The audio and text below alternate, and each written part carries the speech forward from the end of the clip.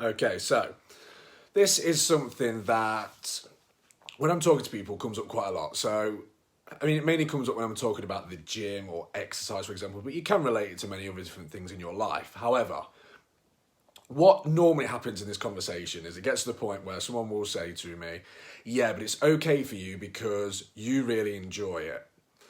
And I think it surprises people when I say that I don't always want to go.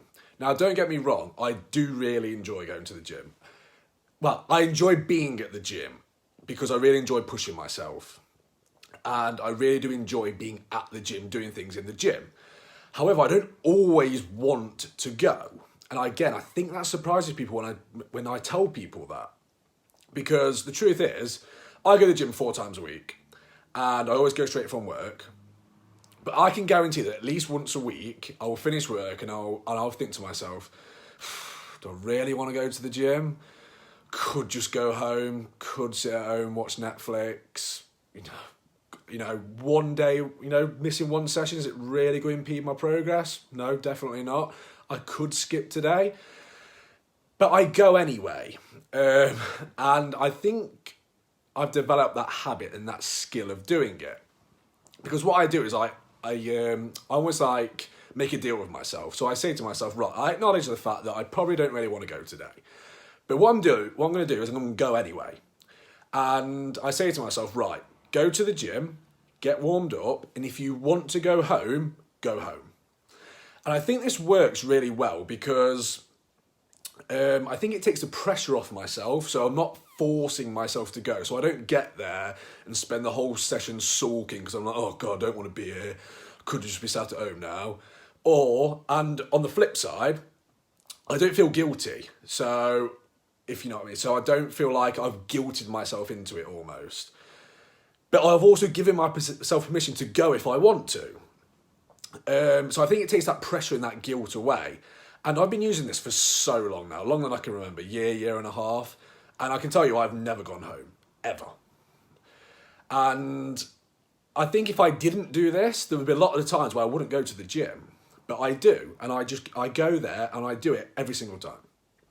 And I think this is where you see the difference between sort of habits and motivation, because the truth is, I see this all the time as well, where people say, how do I get more motivated?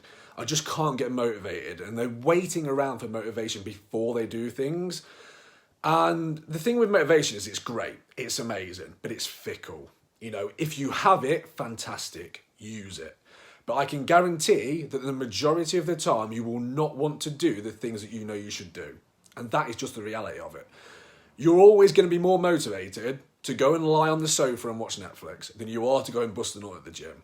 It's just as simple as that. That's just how it is. However, habits are awesome in this sense because you do a habit whether you want to or not. You just do it. And I always use the example of cleaning your teeth. Because nobody's ever motivated or excited to clean their teeth. And if you are, I'm sorry, but you are just weird.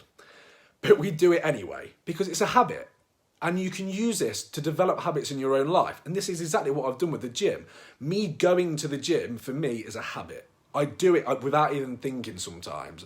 I just get into the car after work, drive to the gym. And that's it. I just do it. And so I don't give myself time to talk myself out of it, essentially. And again, like I said, this is just the difference. Like I say, the majority of the time, you aren't going to be motivated to do the things that you know you should do. And that's just the reality of it. But if you can build habits, you will do it anyway. Okay? So that's just a quick one for tonight, guys. Like I say, you probably won't always want to do it, but can you build a habit? And like I say, you can relate this to so many different areas of your life.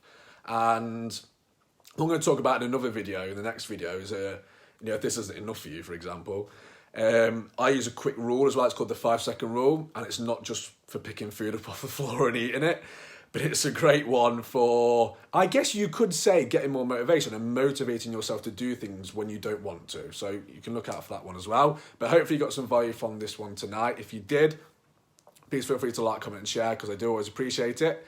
Have a fantastic evening and I shall see you on the next video.